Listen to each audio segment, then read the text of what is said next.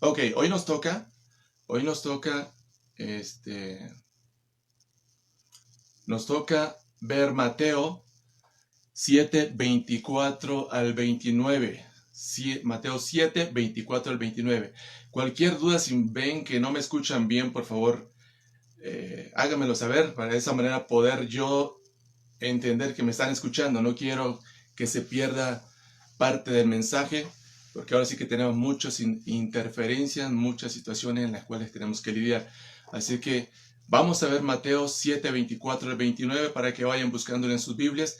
Ya hemos hablado del Sermón del Monte, del capítulo 5, y vamos cerrando con el capítulo 7, así que va concluyendo Mateo con esta parte del mensaje. Y ahora sí que han sido muchos los temas que hemos visto. Y bueno, vamos a leerlo. Ahora sí, para aquí ir directamente al texto. Vamos a leerlo, hermanos. Mateo 7, 24 al 29. Dice así la palabra del Señor. Cualquiera, pues, que me oye estas palabras y las hace, le compararé a un hombre prudente que edificó su casa sobre la roca. Descendió lluvia y vinieron ríos y soplaron vientos y golpearon contra aquella casa y no cayó porque estaba sobre la roca. Pero cualquiera que me oye estas palabras y no las hace, le compararé a un hombre insensato que edificó su casa sobre la arena y descendió lluvia y vinieron ríos y soplaron vientos y dieron con ímpetu contra aquella casa y cayó, y fue grande su ruina. Y cuando terminó Jesús estas palabras, la gente se admiraba de su doctrina, porque les enseñaba como quien tiene autoridad y no como los escribas. Así que ahí tenemos, hermanos, el pasaje que nos toca el día de hoy. Es la última parte del Sermón del Monte.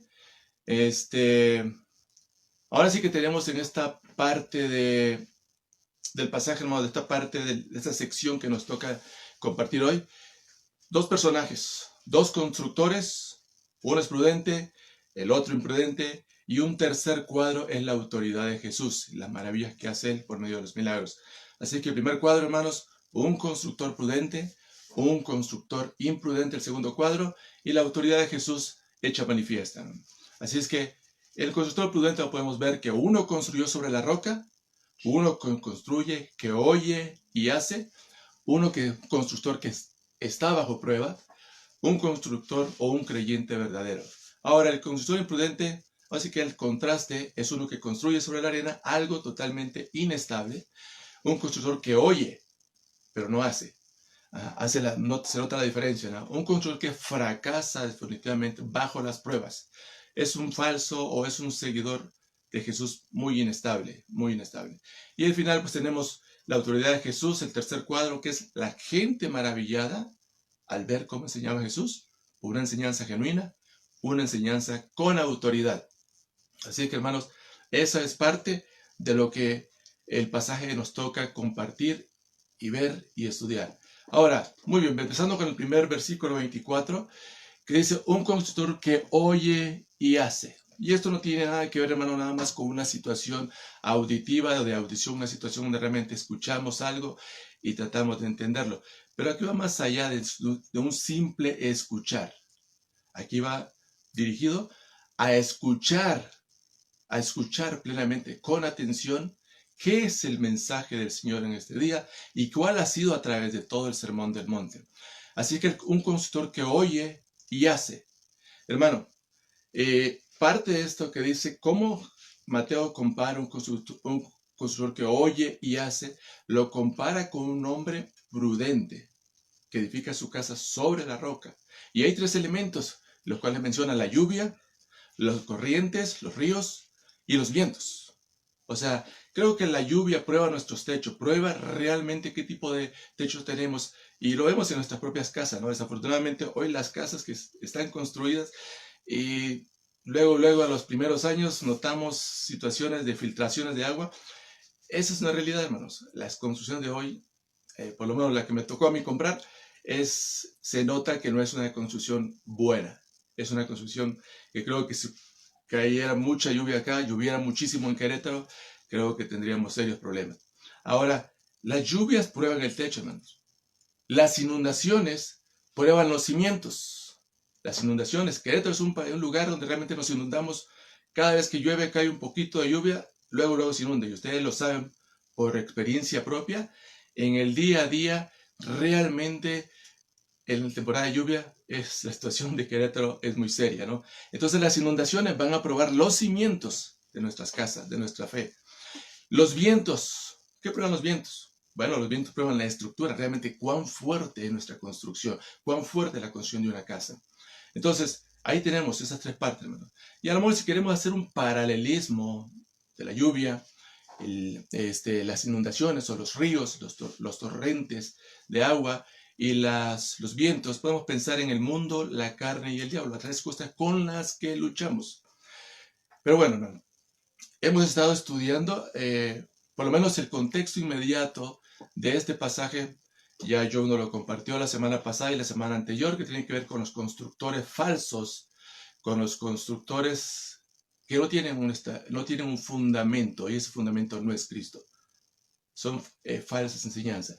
Y bueno, ahora sí que el Señor, por lo menos Mateo nos lo menciona, que dice que el que no entra por la puerta estrecha, pues no puede ser posible. El Señor Jesucristo dijo que realmente Él era la puerta. El que por mí entrares tendrá vida. O sea, Él es la puerta. Y literalmente, en los tiempos anteriores, tiempos bíblicos, realmente el pastor literalmente era la puerta. Dormía en la puerta. Así que, hermanos, entonces, ahora a través de este sermón del monte, hemos visto varios aspectos a través de estos dos capítulos, 5, 6 y 7, 3 capítulos. La luz del mundo, la sal de la tierra, la ley, la ira. Hermanos, si no somos luz en este mundo, pues no sé quién más va a poder alumbrar si no es usted y yo. La sal, dice la sal, si no sal no tiene sabor, no tiene ningún propósito, no sirve para nada. Entonces, hermanos, creo que es literal. Lo que es la ley y la ira, hermano, la ley, parte de lo que hemos visto en el capítulo 5, dice que si el Señor dijo, Mateo dijo en uno de los versículos que dice que si nuestra justicia no es mayor que la de los fariseos, no entraremos en el reino de los cielos. Claro, ¿cuál es nuestra justicia? No son nuestra propia justicia. Es la justicia por medio de Jesucristo. Cristo es nuestra justicia. Y por eso es que tiene que ser mayor que la de los escribas y fariseos. ¿Por qué? Porque ellos cumplían muchas reglas de esa ley. Eran los que vigilaban, controlaban cómo se debería cumplir la ley, ¿no? Ahora, tenemos otros aspectos del adulterio a través de Mateo 5. El adulterio, el divorcio. Hermanos, el adulterio es una situación que realmente se vive a veces muy cercano en nuestras familias, en nuestros amigos. No podemos evitarlo, lo escuchamos de cerca o de lejos. Y el divorcio es otra situación. O sea, por medio del adulterio, o el adulterio nos impulsa, nos empuja a llevarnos al divorcio a las personas. Y esto no es una situación nada más para los incrédulos. Realmente los incrédulos ya sabemos que la tendencia, por lo general, son pocos los matrimonios que sobreviven. Pero desafortunadamente ya la iglesia está siendo permeada también por el divorcio. No es una situación nada más de los de afuera, de los incrédulos. También a ti, también a mí me puede afectar. Pues, entonces tenemos que estar firmes. Es por eso que Mateo dice, cualquiera que oye y hace, será un hombre prudente. Será un hombre prudente. Entonces, hermano, eso del divorcio, tenemos que cuidarnos mucho, hermanos. Tenemos muchas familias, desafortunadamente, en nuestra congregación y en muchas congregaciones realmente muchas madres separadas, divorciadas, con matrimonios fracturados, tristemente, ¿no? Es una situación muy triste. Los juramentos, es que realmente creo que hoy los juramentos realmente no tienen ningún valor. ¿Por qué? Porque realmente las palabras se las lleva el viento, hermanos. A veces prometemos cosas y no las cumplimos. Entonces el Señor nos exhorta, ¿no? Mateo nos exhorta por medio del capítulo 5, que dice que tu sí sea sí y tu no sea no. O sea, tenemos aparte también el amor a los enemigos. El Señor dijo, bueno, por lo menos en Mateo lo menciona, dice, amarás a tu prójimo y odiarás a tu enemigo. Eso decía la ley. Pero el Señor dice, ok, eso fue lo que oíste, pero ahora les digo, dice, amen a sus enemigos, porque ¿qué cosa tiene, qué valor tiene si realmente amo a los que me aman? No tiene ningún valor. O bueno, sí tiene valor, pero lo que quiero decir, o donde quiero llegar, es que realmente tenemos que amar a nuestros enemigos y es difícil amar a los enemigos. Por lo menos que yo sepa, no tengo enemigos. A lo mejor no tendré amigos o personas a las que amo, a las que quiero, a lo mejor a las que les caigo bien. O sea, no soy una perita en dulce. Así que no espero caer bien, pero no los considero mis enemigos. Entonces, creo que si Mateo va más allá y dice, bueno, ok, así como amas a tu prójimo, amas a tu esposa o amas a tus familiares, a tus amigos, a tus hermanos en Cristo, ama también a tu enemigo. ¿Cómo le puedes amar? Pues mostrándole, o sea, poniéndole una mejilla, a lo mejor corriendo la milla extra, o sea, dándole cuando realmente, aunque no merezca lo que yo le pueda dar, pero de esa manera puedo mostrarle amor. ¿Es difícil? Definitivamente. Realmente no es un paso sencillo de dar. Tenemos esto, hermano. El capítulo 6 nos menciona una área muy importante, la ayuda a los necesitados. La ayuda a los necesitados. Y hoy es una situación en la cual vivimos todos en estos días. Hay mucha necesidad, no solamente espiritual, pero una necesidad literal, material. Una necesidad de que, por la misma situación que estamos viviendo de la pandemia, hay gente que realmente, pues literal, no tiene para comer.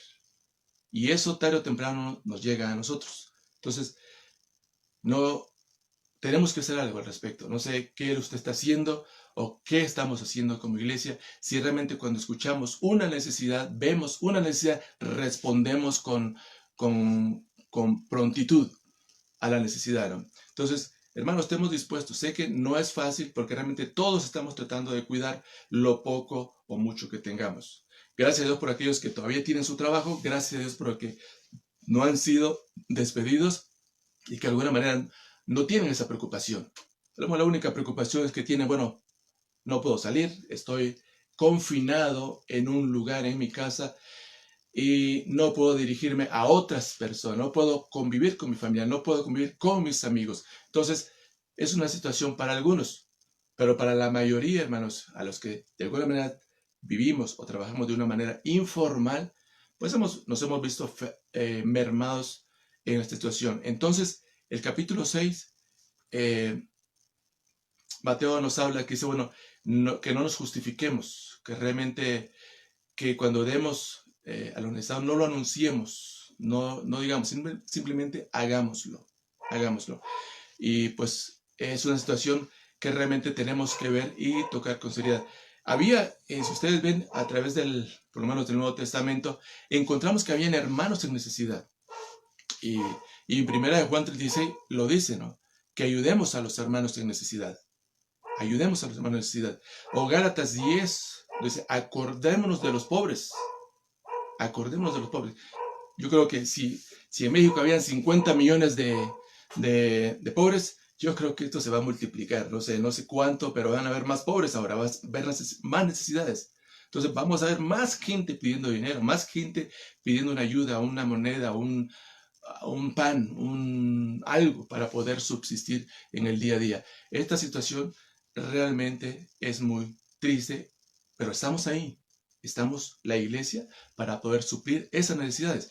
Y es interesante porque Corintios nos habla de la ayuda a los santos. Y es el capítulo 8 y 9 de Segunda de Corintios, todos lo usamos, todos realmente usamos este pasaje, lo hemos escuchado y reflexionamos y nos gusta porque dice que los macedonios dieron más allá de sus fuerzas. Era una iglesia con escasez, pero pedían dar. Y eso en realidad, hermanos, no nos debemos, como iglesia creo que debemos salir, brincar la barda, arriesgarnos, dar, ayudar. Si se dan cuenta, es una situación que realmente estamos ahí para poder ayudar. Bueno, atendamos la necesidad de los hermanos primeramente y también a la gente que está pobre. Realmente creo que también ellos necesitan y el Señor quiere que, amor, seamos una luz, seamos sal, con un poquito. No le vamos a solucionar el problema, pero podemos ayudar, podemos ayudar. Ahora, Es triste, hermano. O sea, hablo de las iglesias. Tristemente, desafortunadamente, las iglesias más grandes a veces son las que menos dan.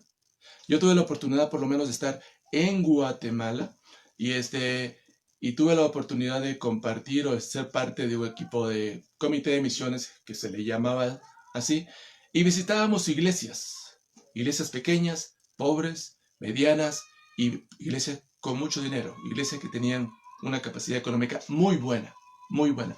Y tristemente, hermanos, así que a mí me tocaba juntamente con otro hermano contar el dinero. O sea, no, era muy obvio. Y las iglesias más pequeñas eran las que más daban, eran las más generosas, las más generosas, tristemente. Entonces vemos acá que realmente podemos ser luz. Y tenemos el ejemplo de la viuda, todos mencionamos la viuda, y dice que la viuda dio las dos blancas, las únicas dos moneditas, dio el 100%, todo lo que tenía de su sustento, lo dio, lo dio. Entonces, ¿qué estamos haciendo nosotros? No te digo, deshazte de todo, porque tampoco la idea es que que la idea no es que tú te quedes también estrecho y te quedes sin nada, pero podemos hacer, hermanos, podemos dar. Si realmente todos participamos, si todos damos, si realmente todos ofrendamos, damos una bolsa, damos una despensa, algo que realmente sustente la necesidad inmediata de los necesitados, de los hermanos y aquella gente, al amor, que lo necesita, la gente que está en la calle, a lo mejor podemos hacer algo. No le vamos a solucionar el problema, pero podemos aliviar el momento. El momento, hermanos. Entonces, ahí tenemos la ayuda a los necesitados. Y sé que 2 Corintios 8 es incluso un pasaje el cual usamos en la iglesia. Y lo usamos cuando se va a levantar la ofrenda y decimos, cada quien dé como propuso en su corazón. Pero realmente esa ofrenda iba dirigida a los necesitados, a la gente que estaba en Jerusalén. Y el capítulo 16, 31, si no me equivoco, nos lo dice en 2 Corintios, que realmente era para los santos de Jerusalén que estaban en necesidad. Iba dirigido para ellos. Entonces, que tu abundancia supla la necesidad de otros, no que haya estrechez en ti, pero que esa abundancia pueda suplir y aquello va a redundar para acción de gracias a Dios, para la honra y gloria de Dios. Así que, hermano, tenemos esa parte del capítulo 6. Entonces, luego tenemos la oración y el ayuno. Bueno, la oración, otra vez, el Señor dice, ok, los fariseos oran, se paran en las esquinas de las sinagogas y dicen, hacen toda su oración para ser visto por la gente. Bueno, ya tienen su recompensa. ¿Cuál va a ser su recompensa? El aplauso de la gente. Eso es lo que tienen, pero no el aplauso de Dios, no la recompensa de Dios. Pero tú cuando entres a orar, dice, entra a tu aposento, ora en silencio, y lo que el Señor conoce en los secretos de tu corazón, Él lo recompensará en público. Yo creo eso firmemente, hermanos. El ayuno era otra situación parecida, otra situación en la cual también mostraban que estaban ayunando. Dice, bueno, tú no estás, a lo mejor no es una práctica que tú realices, ni que yo realice, por lo menos yo no es una práctica que realizo, ni realizaba en la iglesia donde crecí, donde me desarrollé, ni aquí, no es una práctica que realicemos. A lo mejor no estaría de más, presentarlo, no estaría más a lo mejor ejercitar en ese ejercicio de la piedad. Aquí somos buenos para desayunar, nos gusta desayunar, pero a lo mejor no es un ejercicio que deberíamos hacer. O sea, esta gente, los fariseos y los escribas, o así como dice el dicho, lo cacareaban. No cacareamos, hermano, no cacareamos lo que hacemos. Realmente hagámoslos para la honra y gloria del Señor. Realmente que sean otros los que lo cacareen, no nosotros mismos. Realmente el cacareo, la bendición, la recompensa debe venir del Señor. Entonces, esa es parte del capítulo 6. Luego tenemos el tesoro en los cielos. O sea, creo que es una necesidad o una situación en la cual todos corremos y pensamos que aquí vamos a vivir toda la vida. Entonces, dicen, no acumulemos tesoros en la tierra. Desafortunadamente, esto se va a quedar acá. Dice, invirtamos en el cielo. Y no estoy pensando nada más, inviertes en los misioneros. Está bien, hazlo, pero no te olvides también de la gente que tiene necesidad, de los creyentes que tienen necesidad, de la gente que tiene necesidad, tu vecino, tu amigo, tu hermano. No nos enteramos. ¿Por qué? Porque en primer lugar a veces nos da pena decirlo o pedir o dar ayuda, pero a lo mejor si tú conoces que tiene una necesidad, manifiéstala. Haz que realmente su necesidad pueda ser suplida y realmente estamos para para eso, hermanos. Estamos para eso. Si decimos que amamos a Dios, pero no amamos a los hermanos y no les suplimos lo que necesitamos, entonces, ¿qué tipo de amor tenemos? Pues un amor realmente en papel, en Biblia, en pensamiento, pero nada en la práctica. Y es ahí donde dice Mateo, cualquiera que oye y hace, realmente lo considera un hombre prudente.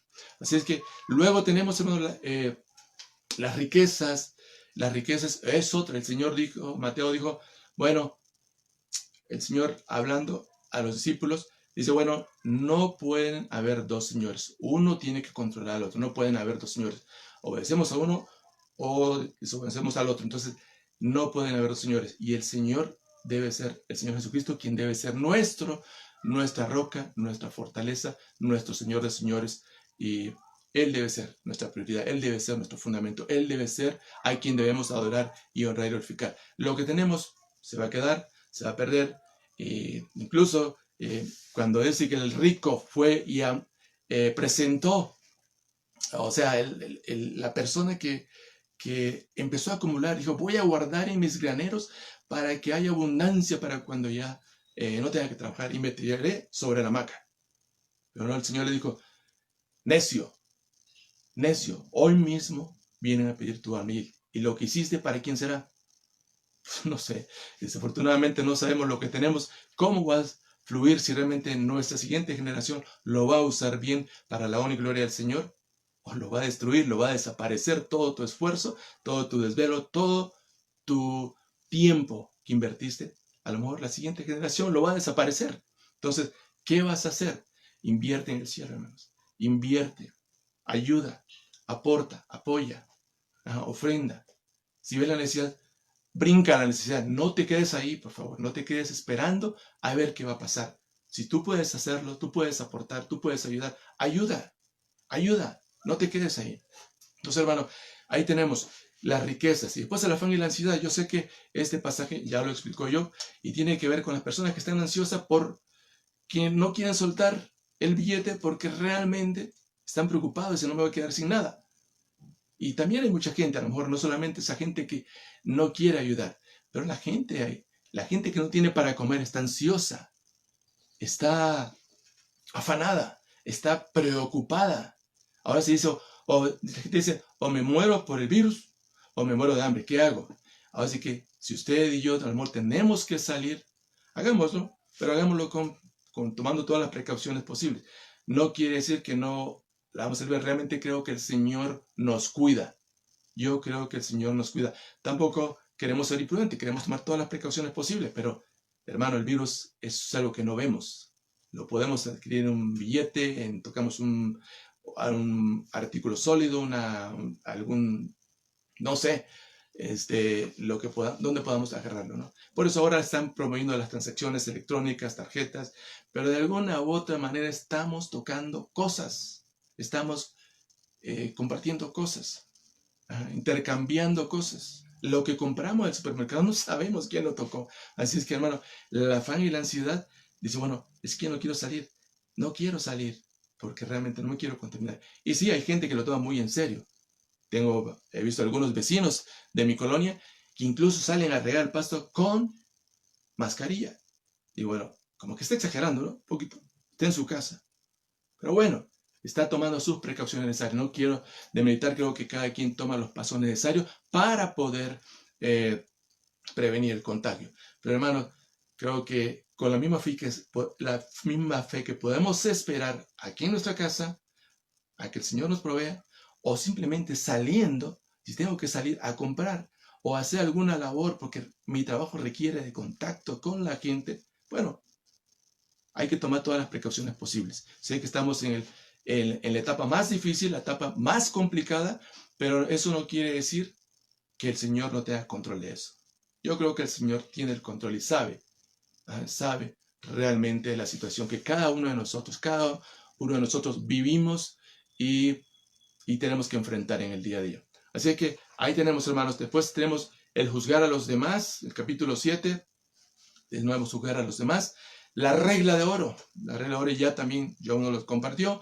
Así que de una manera positiva, hagamos a aquellos bien así como nos gusta a nosotros que nos hagan bien, que hagamos el bien. Entonces creo que ahí está otra vez el constructor que oye y hace.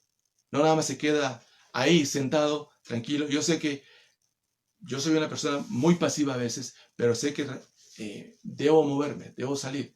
Y una de las cosas que no me he propuesto, pero una de las cosas que queremos hacer es a lo mejor apuntar más, ser más generoso. Y yo sé que es difícil ser generoso, pero creo que es un buen paso que podemos dar, hermanos. Empezar a dar un poquito más, que podamos dar un poco más y suplir las necesidades, estar al pendiente de las necesidades. Ahí tenemos, hermano. Tenemos también que dice que y después tenemos el árbol y sus frutos, que ya también Joe nos lo compartió. Tiene que ver con los falsos maestros, aquellos que vienen enseñando falsas doctrinas. Y tenemos lo de la puerta estrecha, el entrar por esa puerta que es Cristo y caminar ese camino angosto. El camino angosto no es sencillo de caminar, hermanos. Es muy difícil. Yo no sé si usted ha nadado alguna vez en un río y nadar contra corriente. Es muy difícil, muy difícil. Así que por experiencia, lo que me tocó vivir, en la familia que me tocó nacer, teníamos una propiedad, una finca. Trabajábamos con animales, con vacas, con caballos. Y déjeme decirle que a veces teníamos que transitar por caminos muy angostos. Y teníamos que tomar todas nuestras precauciones posibles, necesarias, para poder evitar cualquier peligro, cualquier situación de riesgo, ¿no? Pero aún así, era peligroso. Entonces, el tener que cruzar ríos en temporada de lluvia, inundados, llenos. Así que teníamos que crear nuestras propias estrategias, tenía que crear mis propias estrategias para poder cruzar el río y a veces cruzar con los animales.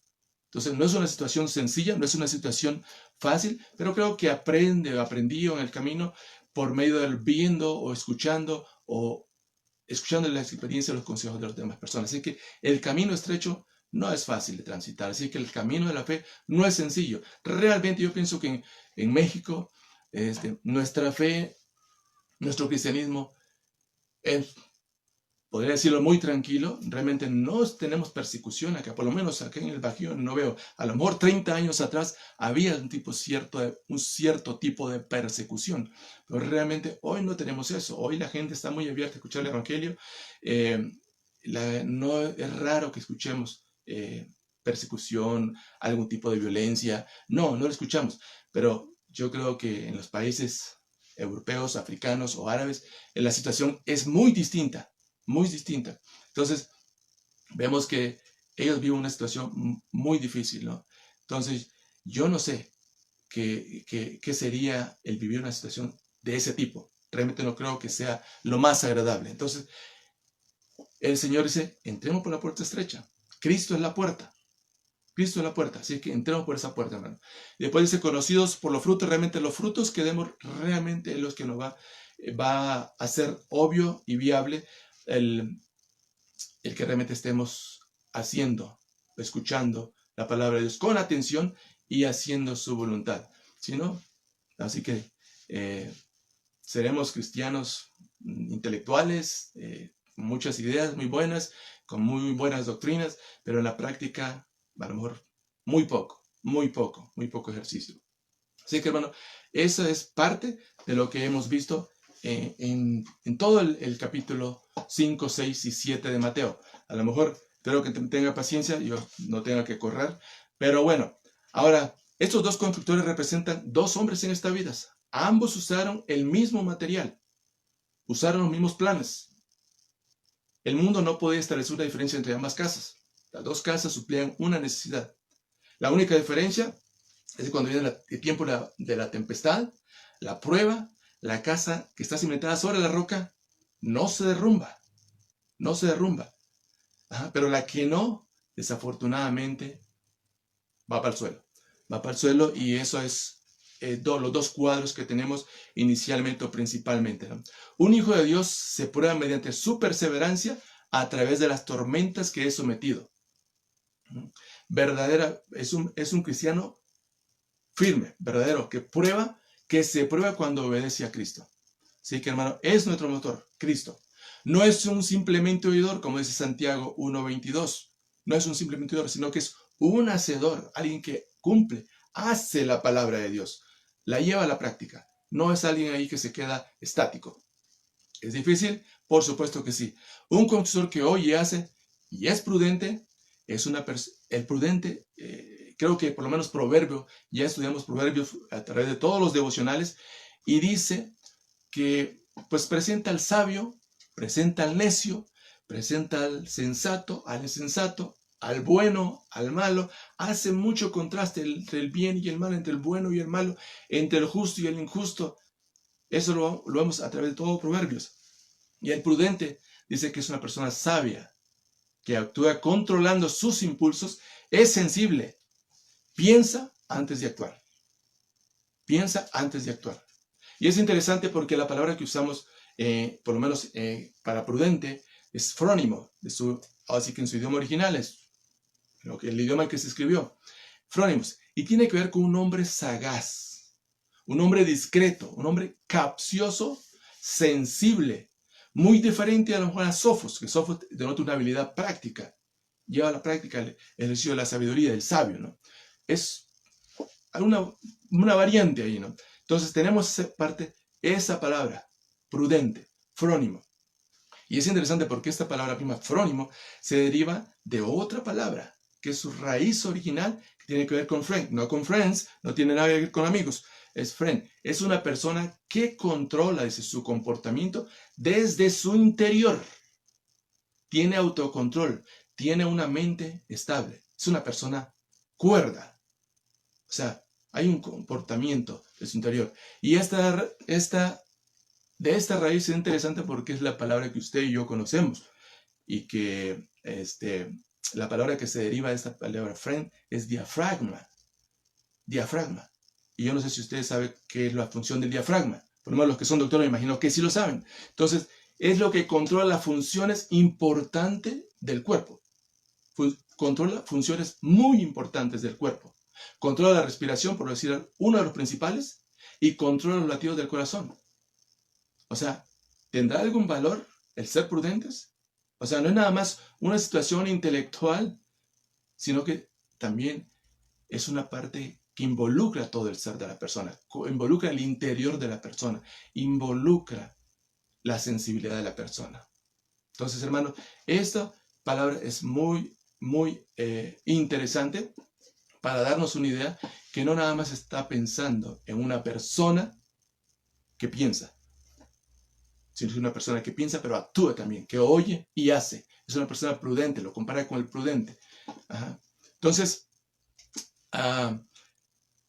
viendo un poquito más la escritura, ¿qué nos dice acerca de esta persona prudente? Mateo 10:16, si lo quiero buscar, o de todas maneras se lo voy a leer acá. Ajá. Mateo 10:16 dice, he aquí yo os envío como ovejas en medio de lobos. Sed pues prudentes como serpientes y sencillos como palomas. Es interesante, dice prudentes. Algunas Biblias incluso lo traducen o lo transliteran como astucia.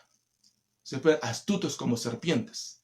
Bueno, yo creo que la mayoría sabemos, Génesis 3 dice que la serpiente era más astuta que todos los animales. Era mucho más astuta que todos los animales. Podemos decir, era prudente. Bueno, era astuta, usa la misma palabra, frónimo. Entonces, era tan astuta que los animales que incluso más astuta que el hombre. O sea, claro, sabemos que hay un personaje más involucrado en esta situación, ¿no? Entonces, tenemos ahí la serpiente, hermanos. El mismo Mateo 24:45, hablando del siervo fiel y prudente. ¿Quién, pues, es el siervo fiel y prudente, al cual puso el Señor sobre su casa para que les dé el alimento a tiempo? ¿Cuál es el siervo fiel y prudente? Y bueno, de alguna manera creo que todos los líderes, todas las personas, todos los hermanos, todos los pastores que están involucrados en la obra y que tienen una gran responsabilidad de compartir el evangelio, dar el alimento a la congregación, dar el alimento a su tiempo, no a tu tiempo ni a mi tiempo, no al tiempo cronos, es el tiempo de Dios, el kairos de Dios. Es el kairos de Dios. Entonces dice, pues, ¿quién pues el siervo fiel y prudente, el cual puso su Señor sobre su casa? Gran responsabilidad para los que compartimos la palabra de Dios, para los que están en posición de liderazgo. Muchísima, hermano, muchísima responsabilidad. Ya creo que Joe también compartió que debemos de tratar de aligerar un poquito la carga a los pastores, hacer la tarea no tan complicada, tan difícil, pero ellos tienen una gran responsabilidad delante de nosotros y sobre todo delante de Dios. Realmente no tanto delante de nosotros, pero delante de Dios, ¿no? Entonces, ellos son los que tienen una gran responsabilidad porque el Señor los puso sobre su casa, sobre su obra, para llevar ese mensaje y dar el mensaje, el alimento a su tiempo. Si no, tendremos una congregación desnutrida, totalmente desnutrida. ¿Qué vamos a hacer? ¿Qué van a hacer? Eso es en 24:45. El capítulo 25 dice, 25:1 dice, entonces, Mateo 25:1, entonces el reino de los cielos será semejante a las 10 vírgenes. Tenemos esta parábola de las 10 vírgenes que tomando sus lámparas salieron a recibir al esposo, 5 de ellas prudentes y 5 insensatas. Ahí tenemos. Las prudentes y las insensatas. Las prudentes otra vez, el frónimos. El frónimos, la insensata, el moros. La persona torpe, idiota. Incluso algunas Biblias lo traducen como idiota. Es muy duro el término, pero así es como las consideran. La persona insensata. Y hay varias palabras. Usan moros, e incluso otros usan anoito, que tiene que ver con la persona insensata. Gálatas 3:1 es lo que dice. Oh Gálatas insensatos. Anoito, que apela a la mente, la persona que, así como que le falta el cerebro, no tiene nada en su cabeza. No funciona, no reacciona, no se comporta, no actúa sobre un fundamento sólido y no actúa como debería, como espera el Señor que actúe, ¿no? Entonces, esa es parte del constructor prudente, el constructor que oye y hace. Es prudente. Romanos 12:14 es interesante porque dice, hablando de las prácticas del cristiano, dice, bendecid a los que os persiguen. Bendecid y no maldigáis. Gozaos con los que se gozan. Llorad con los que lloran. Unánimes entre vosotros, no altivos de mente, sino asociándoos con los humildes. No seáis sabios en vuestra propia opinión. Y este es un pasaje muy, muy interesante.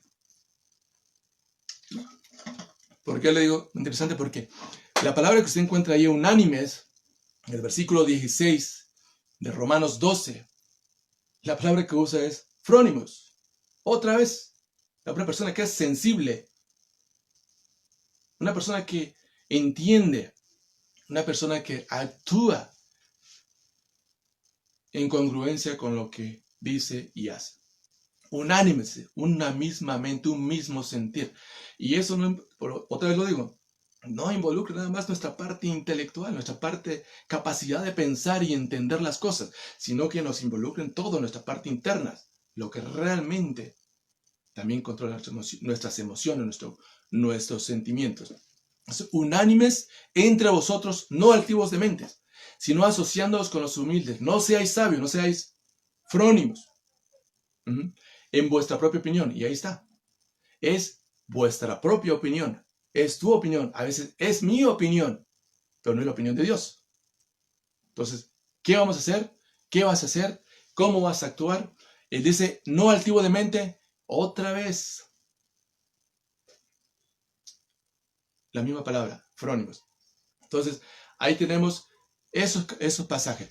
Así que el prudente es, la persona prudente, el que oye y hace, es sabio, actúa, controla sus impulsos, es sensible, piensa antes de actuar. Entonces, hermanos, un constructor prudente. Así que tenemos que dice que los 3 elementos de un constructor prudente a lo que se enfrentó, su casa, es que dice, vino la lluvia. Cuando llega la lluvia, cuando llegan las tormentas, agárrese, porque realmente las cosas son muy difíciles. Proverbios 10:25, haciendo el contraste entre la persona que fundó sobre la roca y la que fundó sobre la arena, dice, como pasa el torbellino, así pasa el malo Así el malo no permanece, mas el justo permanece para siempre. Dios, después, el 12:7 de Proverbios dice, Dios trastornará a los impíos y no serán más, pero la casa de los justos permanecerá firme.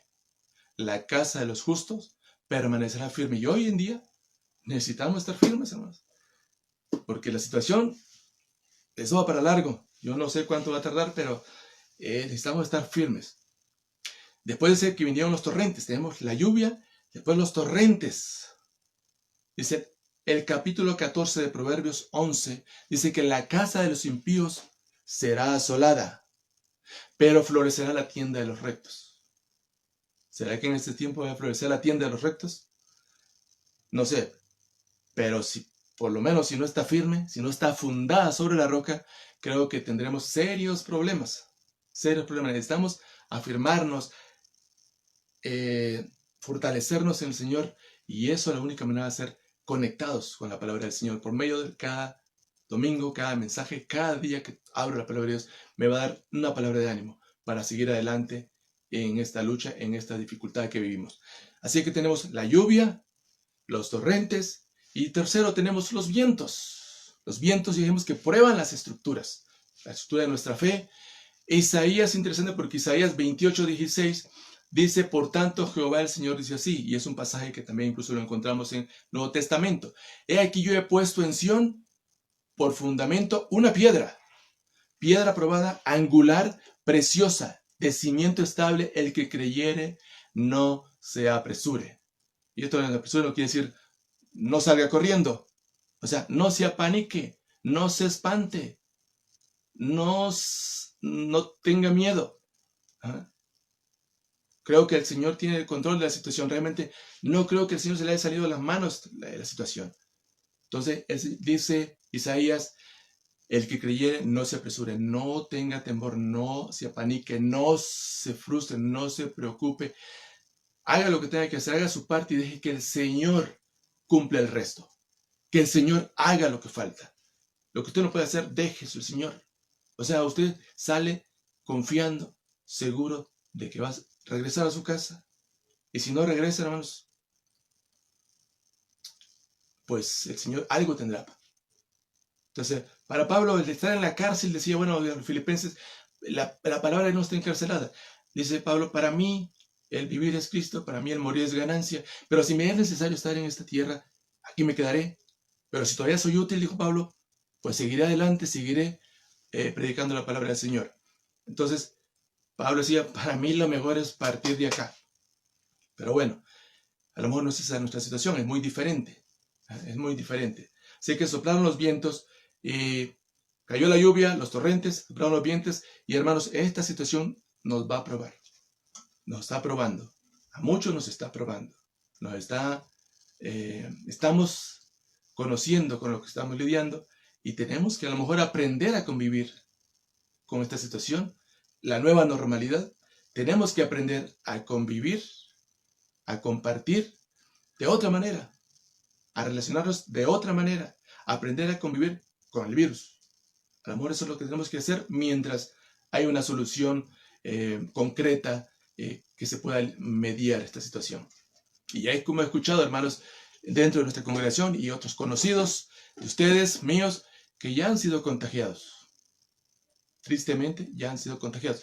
A lo mejor, no todos, a lo mejor sobrevivirán. Esperemos que no tenga que ser nuestra situación, pero nuestro fundamento es Cristo. Nuestra roca firme es Cristo, hermanos. Así que sigamos confiando en el Señor. Así que un constructor prudente construye sobre la roca, uno que construye sobre cimiento sólido. Y Corintios 3:11, 1 Corintios 3:11 dice, porque nadie puede poner otro fundamento del que ya está puesto. Es Jesucristo, es estable, es firme. Es lo mejor que tú puedes. No puedes fundamentar su vida sobre una religión, sobre una situación, sobre su casa, sobre su dinero. Eso se puede ir en cualquier momento, puede desaparecer.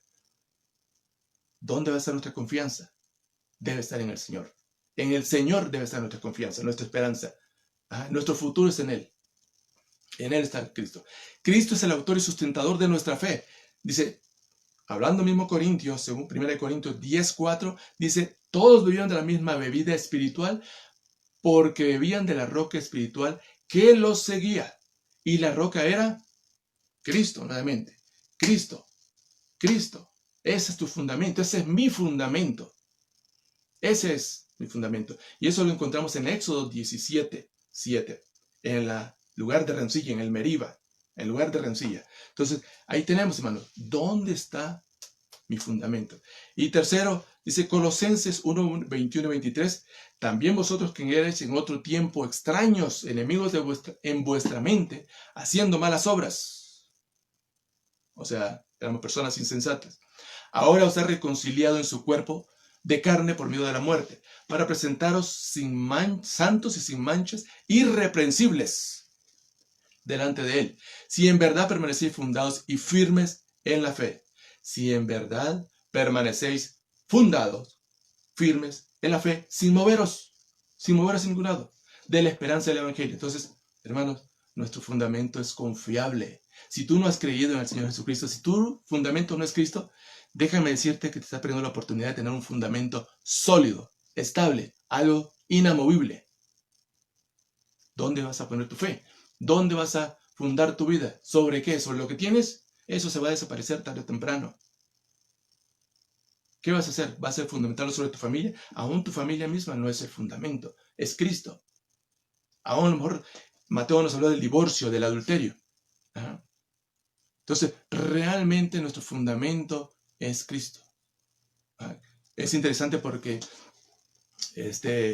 una expresión que dijo John MacArthur me llamó mucho la atención, es que dijo, Cristo no vino a salvar tu matrimonio ni a reconstruir tu matrimonio, Cristo vino a salvarte. Y estoy de acuerdo con él, porque sí, ese es el objetivo principal, no vino. Como matrimonios, como familias, tendremos luchas, problemas, dificultades, pero el Señor vino a salvarte, vino a restaurarte, vino a reconciliarte por medio de Jesucristo. ¿Qué vas a hacer? No sé, solamente tú lo sabes, solamente tú sabes qué es lo que vas a hacer y cómo el Señor está obrando en tu corazón y en tu vida. Así que ahí tenemos, hermano, el que es un constructor prudente. Así que es un constructor que está bajo prueba. Ya lo dijimos, la lluvia, los torrentes, va a haber lluvia, va a haber torrentes en la vida, va a haber vientos fuertes. Este es uno a lo mejor de los que nos estamos enfrentando. No me sorprendería que haya otros más. Y eso no. Así que vamos avanzando por fe cada día, como dice Mateo, trae su propio mal, cada día tiene su propio afán. Pero dice, buscad primeramente el reino de Dios y su justicia, y todas las demás cosas os serán añadidas. Así es que tu objetivo y mi objetivo es buscar primeramente el reino de Dios. Deja que la otra parte del Señor se preocupe. Ocúpate, pero también deja que el Señor haga. El Señor pondrá las cosas que necesitamos, lo que tú y yo necesitamos para sacarnos adelante. Así que, gracias al Señor. Así es que dice, cuando llegan los problemas, el constructor prudente bajo prueba no se derrumba, está seguro. Cuando llegan las tempestades a la vida, resiste, es firme. Y por eso Santiago 1:2 dice, tened por sumo gozo, hermanos míos, el que os halléis en diversas pruebas, sabiendo que la prueba de vuestra fe produce paciencia, que la paciencia tenga su perfecto resultado, para que seáis perfectos y cabales sin que os falte cosa alguna. ¿Necesitamos paciencia? Por supuesto que sí. Ya muchos a lo mejor estamos desesperados y ¿cuándo terminará esto? Porque no hay dinero que aguante para tanto tiempo y necesitamos hacer algo. Y a veces somos impacientes. Yo soy impaciente, pero te aseguro que tú también eres impaciente. Muchos de ustedes son impacientes, así como yo. Entonces necesitamos estar firmes. Aguantar, aguantar, aguantar. Entonces, que el Señor nos ayude para seguir avanzando en este tiempo tan difícil. Un constructor prudente es un verdadero, es un creyente fiel, genuino. Uno que persevera a través de las tormentas, uno que está firme sobre la roca, es uno que no se mueve a la derecha ni a la izquierda. Y sé que eso es, hermano, el primero. Cualquiera, pues, que oye estas palabras y las hace, lo voy a considerar un hombre prudente, que construyó su casa sobre la roca, que cuando vinieron la lluvia, los ríos, las corrientes, los vientos, no cayó, sino que estuvo firme porque estaba fundada sobre la roca y es el cimiento sólido, estable. Después tenemos el imprudente, es el contraste que está todo el mundo, a lo mejor ya sabemos más o menos cómo debe actuar, ¿no? Es un constructor que construye sobre la arena, y si usted tratar de construir en la arena, usted verá que es inestable. Incluso aquí vivimos en tierras, por lo menos en la zona donde yo vivo, es una zona agrícola. No creo que sea un lugar apropiado para construir. Por eso los fundamentos, pues no creo que sean tan sólidos.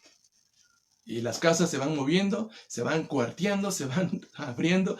¿Por qué? Porque no es un lugar justamente para construir, es un lugar para sembrar, o era un lugar para sembrar. Así que, hermanos, es real, ¿no? Dice, el que construye sobre la arena es la persona que tiene la misma necesidad la misma necesidad que el prudente, pero tiene un fundamento diferente. Un constructor que oye, sí escuchó, oyó, pero no hizo, no hace. Es uno que construye sobre sus propias opiniones, sobre sus propios conceptos. Es un constructor que fracasa bajo la prueba. Es el pastor que huye cuando el lobo amenaza. Es cuando llega la prueba, la arrastra. En la tempestad no se sostiene porque está fundado sobre algo inestable, sobre la arena. Así que no lo debe sorprender. Así que tiene la misma necesidad, pero fundamento diferente. Mateo 7:15 nos dice, guardaos los falsos profetas que vienen entre vosotros con vestidos de ovejas, pero por dentro son lobos rapaces. Y ya por lo menos nos ilustró un poco de que el animal feroz, el lobo, es un animal que está hecho para comer carne, no come hierba, no come pasto. ¿Ah? No sucede con eso. Entonces, va a destruir, va a matar, ¿no? Entonces, guardaos. Y así es el falso profeta, el falso maestro. Ajá. Y nos presentó varios videos de los falsos maestros. Y sí, creo que usted y yo los conocemos. Usted y yo lo hemos visto hasta el creyente con poco tiempo en el Señor, creo que se da cuenta el tipo de gente cuando hay algo que no está bien, hay algo que es falso, hay algo que no es real, algo que no se puede confiar. Primera de Pedro 2:1 al 3 o 4 dice así: desechad pues toda malicia, todo engaño, hipocresía, envidias, todas las detracciones, desead como niños recién nacidos la leche espiritual no adulterada. Desead como recién nacidos la leche espiritual no adulterada. ¿Por qué? Porque los falsos maestros la van a adulterar, la van a distorsionar, van a decir medias verdades. Así como la serpiente, cuando tentó a Eva, no le dijo, le sumó al mandato original que el Señor le dio. Le digo, con que Dios nos ha dicho que no podéis comer de ninguno de los árboles que están en el huerto. Ese no fue el mandamiento del Señor. Eso no fue lo que le dijo Dios a Adán y a Eva. No fue ese. Del árbol del centro es el que no puedes comer. Del resto podía comer. Entonces, hermanos, el falso maestro va a decir medias verdades. Y ahí viene escondida la mentira. Entonces, dice, para que crezcáis para salvación, si es que habéis gustado la benignidad del Señor. Pero también dice, habrá falsos maestros entre vosotros, falsos profetas entre el pueblo, como habrá entre vosotros falsos maestros. O sea, van a llegar tarde o temprano. Dice, introducirán encubiertamente herejías destructoras. Entonces, el falso maestro no va a tomar el tiempo para invertirlos y no sacar ningún provecho. Dice, va a destruir. Negarán al Señor que los rescató, atrayendo sobre sí destrucción repentina. Muchos le seguirán. ¿Sí? Usted ve por lo menos los que nos presentó yo, todos los videos, están atascados de gentes. Están llenos, saturados de gentes. Entonces, no es nada nuevo. Muchos le seguirán sus desilusiones y a causa de los cuales el camino de la verdad será blasfemado. Tristemente, es una realidad. El evangelio es distorsionado, el evangelio es demeritado, Cristo mismo es puesto por el suelo. Y a lo mejor yo no tengo que ser un falso maestro, pero a veces con lo que hacemos, recuerda que estamos hablando de la persona imprudente. Y a veces con lo que hacemos no es que damos el mejor testimonio. Y a lo mejor estamos desilusionando a mucha gente. Y estamos siendo piedra de tropiezo. O está el nombre del Señor siendo blasfemado por lo que hacemos, por lo que tú haces o por lo que yo haga. Entonces, es algo muy serio, hermanos. Dice, esta gente por avaricia hará mercadería de vosotros con palabras fingidas. Pero dice, bueno, de los tales ya la perdición no tarda. Así que es uno que construye sobre sus propias opiniones, hermanos. Ese es un constructor imprudente. Luego tenemos que el constructor imprudente fracasa bajo la prueba. Es el pastor que huye cuando la amenaza se acerca. Es el líder que huye, o es la persona que abandona. Cuando llega la prueba, lo arrastra. La tempestad es fuerte, no se sostiene. Romanos 12:3 dice algo así, que es un pasaje que a lo mejor que muchos de ustedes conocen. Digo pues por la gracia que me es dada a cada cual que está entre vosotros, que no tenga más alto concepto del que debe tener, sino que piense de sí con cordura, conforme a la medida de fe que Dios repartió a cada uno. Y ese pasaje es muy bonito y muy interesante porque dice, no tenga más alto concepto.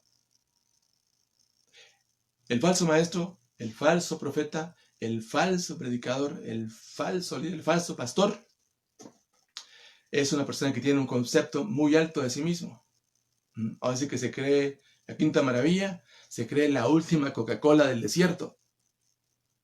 Pero no es así, no es así. Y me gusta porque dice este pasaje, porque dice que no tenga más alto concepto. Y aquí aparece nuevamente esa palabrita que ya les compartí. Frónimos, huperfronein, que tiene que ver con el alto concepto, el alto de tengo sí mismo, de sí mismo. Dice, sino que piense en sí con cordura. Piense fronein, con cordura, sofronein. Así es que ahí está la palabrita muy permeada, integrada, metida en la palabra de Dios. Piense así con cordura conforme a la medida de fe que Dios repartió a cada uno. Después al 14, que es un pasaje que ya leímos, dice, bendecid, gozaos con los que lloran, gozad con los que se gozan, llorad con los que lloran, unánimas, fronontes, entre vosotros, no altivos de mente. O sea, otra vez, la persona, el falso líder, el creyente inestable, a veces al mismo que no tiene un fundamento, o tiene un fundamento distorsionado, como Cristo, que no es Cristo, realmente es una persona, sí, altiva, es una persona que tiene un alto concepto de sí, es una persona que fundamenta su vida o su estabilidad o su creencia en sus propias opiniones que morirán con él. No creo que vaya a trascender mucho, pero la palabra de Dios sí trasciende, hermano, trasciende. Entonces debemos tener mucho cuidado a reconocer el hombre, el constructor imprudente. Es un creyente que cede a las presiones de este mundo. A lo mejor, ya no hablando tanto de los falsos maestros, los falsos profetas, ni el falso creyente a lo mejor, sino ahora, a lo mejor, dice, cede a las presiones de este mundo. 2 Timoteo 4:9 dice, procura venir pronto a verme, porque Demas me ha desamparado. Pablo en la cárcel, se sintió abandonado, lo dejaron. Dice, amando este mundo. Juan dice, no améis al mundo ni las cosas que están en el mundo. O sea, eso me atrae. Compite con mi fe, compite con el Señor. Dice, no améis al mundo. Dice, se ha ido a Tesalónica. Crescentes fue a Galacia y Tito a Dalmacia. Solo Lucas está conmigo. Uno quedó. ¿De 3 o 4? Uno, los 3 volaron. El 4:16, 2 Timoteo 4:16 dice, en mi primera defensa ninguno estuvo a mi lado, sino que todos me desampararon. Oh, qué caray. Pobre Pablo, tanto trabajo que hice y parece como que tiré la semilla y cayó sobre piedra. Creció, salió el sol y se murió. Pero dice, todos me desampararon, no les he tomado en cuenta. ¿Dónde estás tú? Ajá. Cuando hay una necesidad, ¿saltas a la necesidad o simplemente lo dejas a la deriva? Hermano, que Dios te bendiga, voy a orar por ti, pero no le das, no le doy, no le damos lo que necesitamos, lo que necesita. No le damos eso que necesita. Entonces, hermano, dice, no les ha tomado en cuenta. Dice, en su primera defensa, y es interesante porque fue cuando Pablo estaba en Hechos, si no me equivoco, uno de los capítulos cuando presentó su defensa ante el pueblo judío, que estaba siendo acusado por los judíos. Según Timoteo 1:15 dice, ya sabes esto, que me abandonaron todos los que están en Asia, de los cuales son Frigelo y Hermógenes. Tenga el Señor misericordia de la casa de Onesíforo, porque muchas veces me confortó. Uno, por lo menos, brincó ahí a la necesidad. No se avergonzó de mis cadenas. O sea, que tenía pena, tenía vergüenza, o que se enterara y terminara también la persona en la cárcel. Por supuesto que a lo mejor estaban atemorizados, espantados. Entonces, no se avergonzó, solamente una persona quedó. Todos lo desampararon, lo abandonaron, uno quedó. Así que es una fe,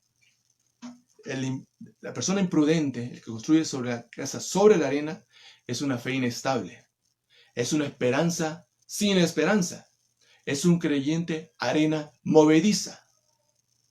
No sé dónde estás tú parado, pero realmente espero que esta situación te afirme, te sostenga y que realmente salgas adelante triunfando, dando la honra y gloria a nuestro Señor. Realmente Él es el que merece la honra, Él es el que merece la gloria.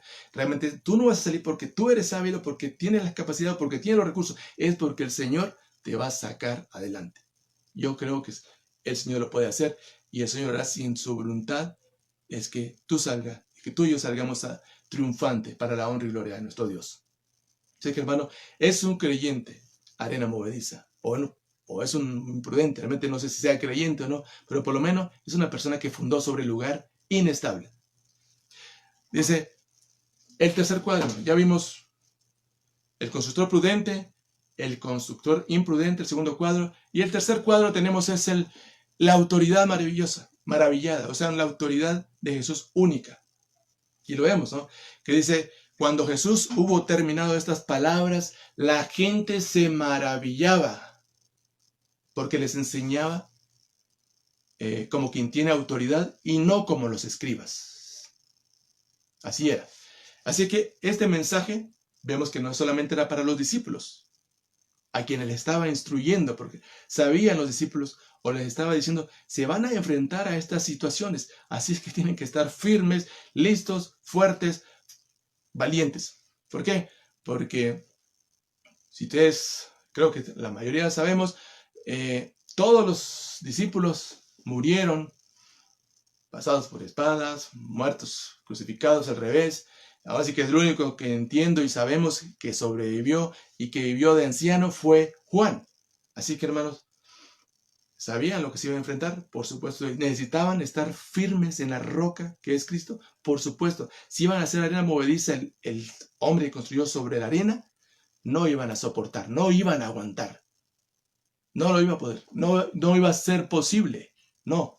Entonces, hermanos, Mateo 13, 53 dice, aconteció cuando terminó Jesús esta parábola, se fue de allí y venido a su tierra, les enseñaba en la sinagoga de ellos, de tal manera que se maravillaban y decía, ¿de dónde tiene esta sabiduría y estos milagros?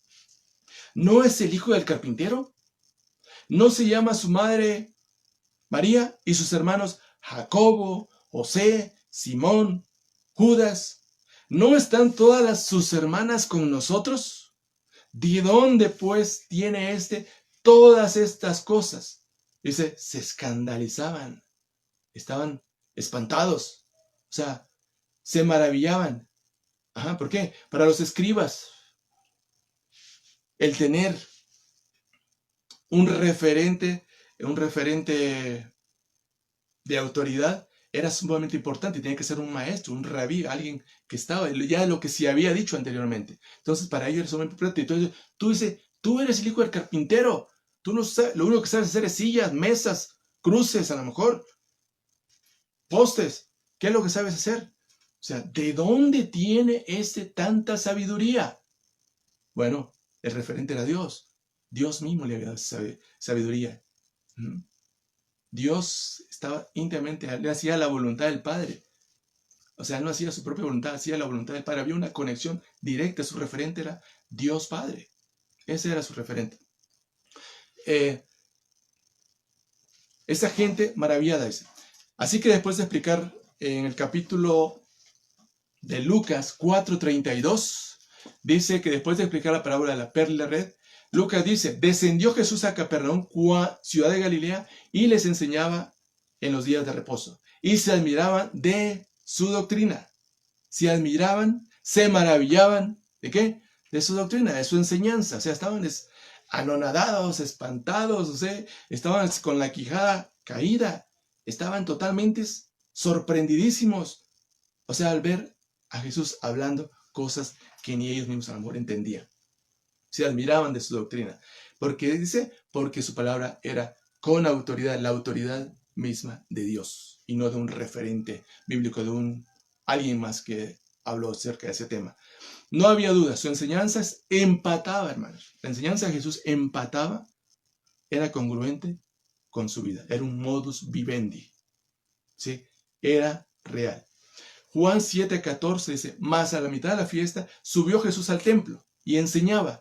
Y se maravillaban los judíos, diciendo, ¿cómo sabe este letra sin haber estudiado? ¿Cómo? A ver, explícamelo, porque no entiendo. No entiendo. Entonces, con esto no quiero decir, bueno, ya no voy a estudiar, ya no voy a leer la Biblia, no voy a escudriñar, no voy a buscar, no voy a memorizar, no voy a inquirir. Dice que cuando el Señor Jesús fue a presentar ofrenda, sacrificio al templo, se quedó con los fariseos, con los maestros de la ley, y discutía con ellos. Yo pienso que también estaban sorprendidos. ¿Cómo puede tener tanta cosa, saber tanta cosa a una edad tan pequeña? Dice que crecía, el Señor Jesucristo crecía en estatura y en sabiduría, en conocimiento, pero también Él tuvo que aprender. Pero ese aprender estaba íntimamente relacionado y conectado con la palabra de Dios, esa palabra que venía de Dios mismo.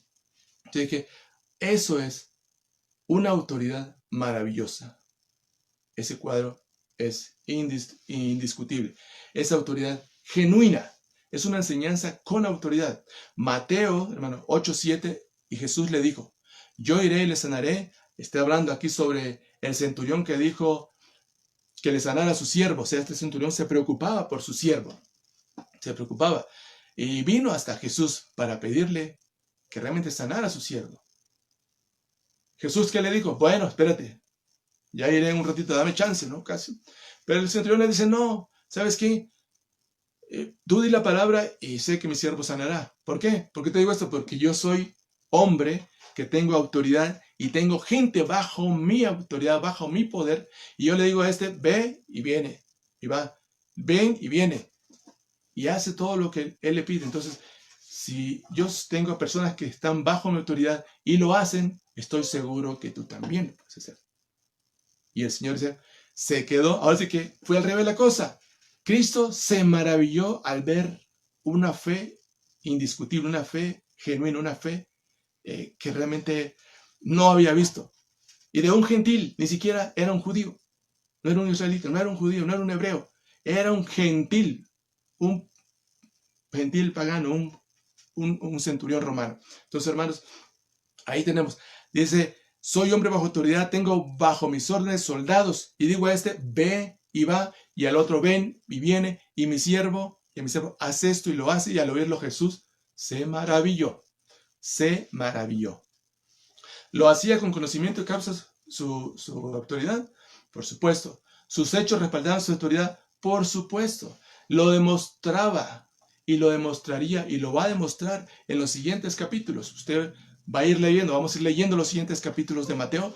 Ahí se va a dar cuenta realmente de todos los milagros, todas las cosas que Jesús hizo, sanando enfermos, predicando, les enseñaba. O sea, era un paquete completo, era un 3 en 1.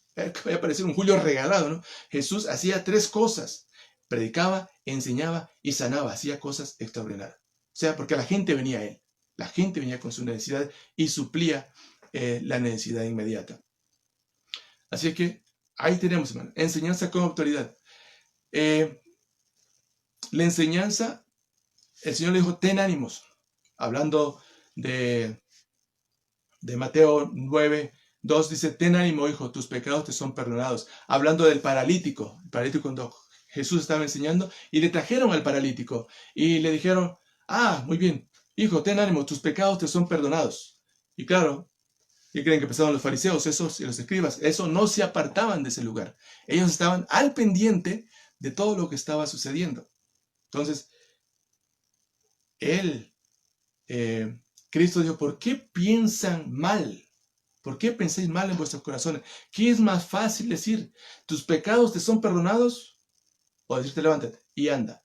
Pues para que sepáis que el Hijo del Hombre tiene potestad, otra vez, autoridad, no solamente de perdonar pecados, sino también de sanar. A ti te digo, levanta tu lecho y anda. Y ahí está, ¿no? O sea, Cristo no solo mostró por sus palabras que tenía autoridad, sino también que lo mostró con hechos genuinos. Él tenía la potestad, autoridad delegada por Dios mismo.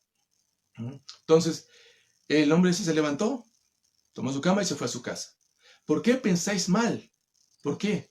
¿Por qué? Así que estas personas estaban muy enojadas. Así que lo sorprendente de Jesús es, otra vez con la autoridad, es la ausencia total de un referente por nombre a esta enseñanza. Algo que cuestionaban los fariseos. ¿Con qué autoridad enseñas tú? ¿Con qué poder puedes hacer esto? ¿Con qué? No había un referente. Como regla general, ya sabemos que los escribas y fariseos eran los que vigilaban el templo, que se cumplían todos los ritos o las reglas, ¿no? Entonces, ¿y eso por qué? Porque Mateo 5:21 dice, oísteis que fue dicho a los antiguos, pero yo os digo. Él les dice otra cosa. O sea, fue dicho a los antiguos, por eso el referente que cuestionaban los fariseos y escribas es que necesitaban haber un referente que nos pudiera sacar adelante y que realmente fuera una palabra, la palabra que estaba diciendo Cristo era confiable, era genuina, era verdadera. Así que, hermano, esta enseñanza con autoridad se la dio también a los discípulos. En Mateo 10:1 dice, entonces llamando a sus 12 discípulos, les dio autoridad sobre los espíritus inmundos. Les dio autoridad. ¿Quién se le dio? Cristo. Para que le echasen fuera y para sanar toda enfermedad y toda dolencia.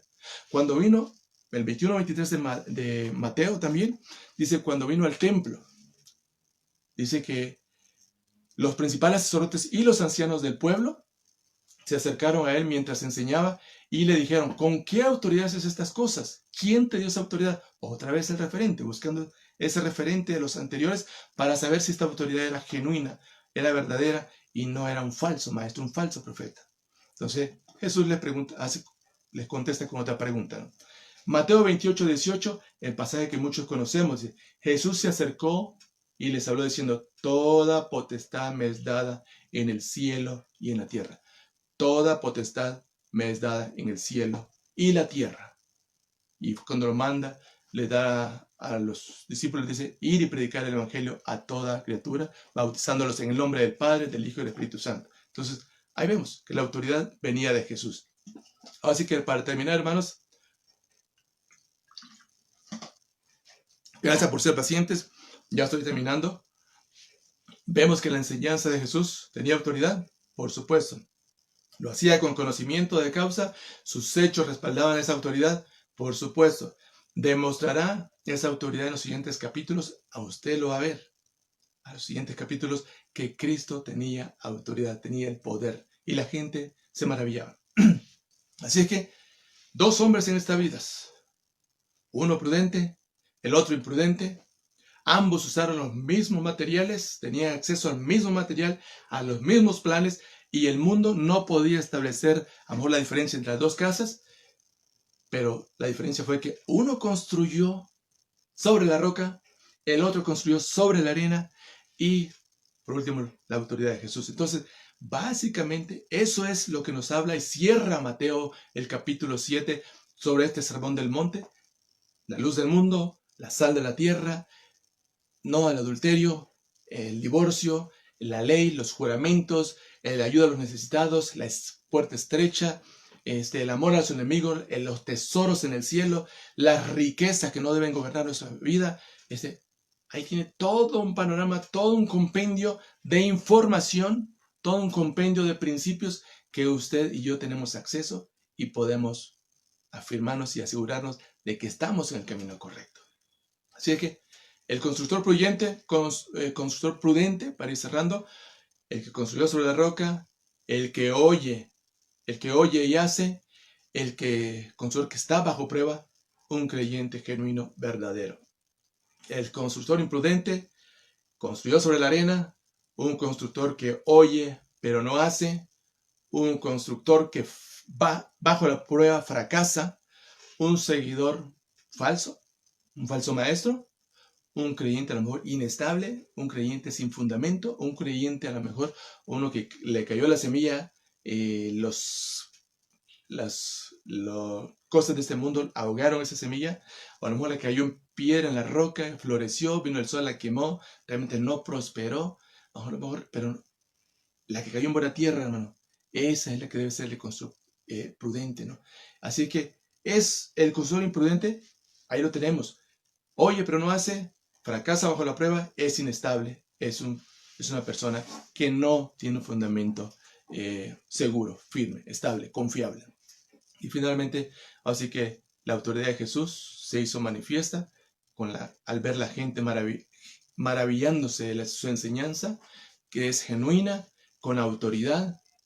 Y ahí está, hermano. Ese es el panorama para terminar este capítulo 7 de Mateo 7, 24 al 29.